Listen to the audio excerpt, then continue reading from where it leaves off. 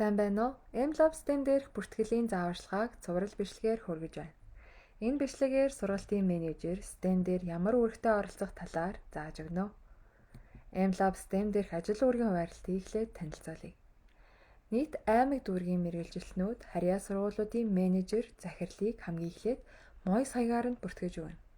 Ингэснээр MOIS хаягт төр нууцыг мэйлээр ночих ба үнийг ашиглан менежерүүд захирлууд маань нэвтрэх боломжтой болно.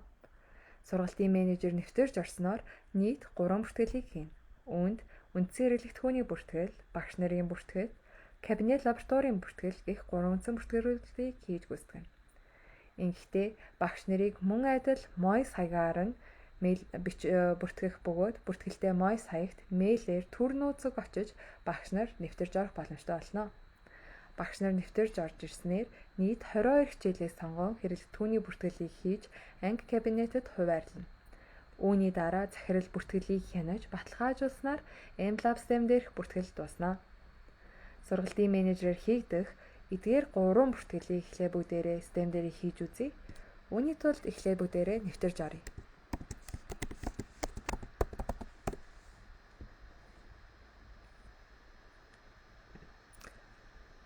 Хамгийн эхлээд багш нарын бүртгэлийг хий. Ингэхдээ жагсаалтаар багш нарын бүртгэлийг хянавал ихэнх тохиолдолд хуучин багш нарын маань Gmail бүртгэлтэй байгаа харагдана. Ийм тохиолдолд энэ бүртгэлийг шууд устгаад өөрийнх нь MOIS хаягаар нь бүртгэлийг үүсгэх шаардлагатай.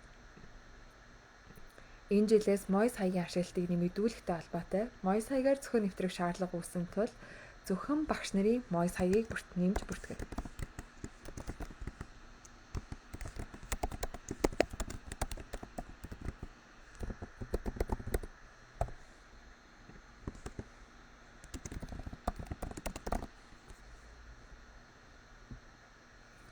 За ингээд бүртгэлийг хийчихье. За бүртгэл хийгдмэц ингээд хийгдсэний дараа яг энэ MOIS хаягаар нь төр нууцыг агуулсан мэйл багшид очино.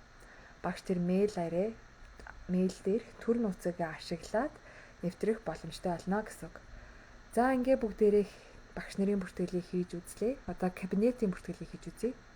За кабинетийн бүртгэлийг хийхдээ эдгээр мэдээллүүдийг оруулж өгнө.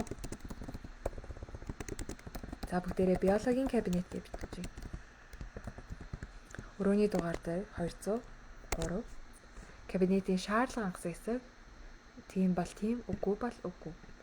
Хариуцсан багш нэмэгдэл авдаг хэсэг. За ингээд бүртгэлийг хийчихнэ. За энэ мэгтчлэн сургууль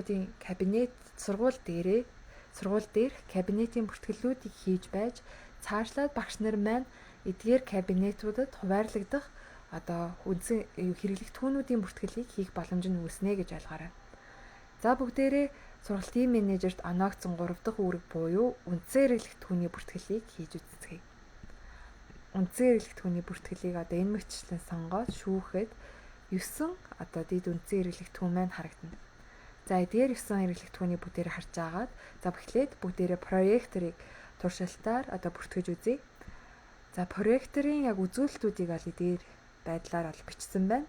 За ямар их үүсвэрээр орж ирсэн гэдгийг бодож аваад багшийн хувийн төсөв. За сургуулийн төсвөөр орж ирсэн проектор гэж бодъё. За багшийн хувийн төсвөөр шаардлага хангасан 1, шаардлага хангаагүй 2 байгаа. Засвар шаардлагатай мөн 1 байгаа гэж бодъё.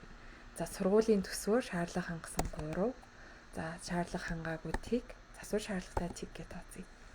За тэгвэл эдгээр принтерүүд аль аль кабинетэд байгаа гэдгийг бүгдээрээ эндээс ороод хуваарлчин гэсэн. За шаардлага хангасан 1 маань за захин ангид байгаа гэж бодъё. Багшийн хувийн төсвөөр орж ирсэн, сургуулийн төсвөөр орж ирсэн, нийт шаардлага хангасан проекторууд захин ангид дөрвөлээ байгаа гэж ингээд болчихно гэсэн. За тэгвэл шаардлага хангаагүй болон засвар шаардлагатай нь за химийн кабинетэд байгаа гэж бодчих. За тэгвэл шаардлага хангаагүй 2, засвар шаардлагатай 1 гэж ингээд оруулаад өгнө гэсэн. За энэ мэтчлэн кабинет лабораторид хуваарлалтуудаа хийгээд тэгээд бүртгэлээ бол ингээ хянаад эхэлчихнэ гэсэн. За үүний дараа яг сургууль дээр минь шаардлагатай проектын тоогоо бодож байгаад За нийт биднэрт 10 проектор шаардлагатай гэж тооцвол 10 гэж ч бүртгэж.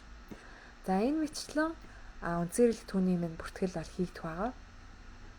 За сургуулийн хэмжээнд үндсэрлэх түүний багш маань сургалтын менежер маань бүртгэж дуусчаад за тэгээ ер нь аль сургалтын менежерд оногдсон ажил өрөөгөл дуусч байгаа юм.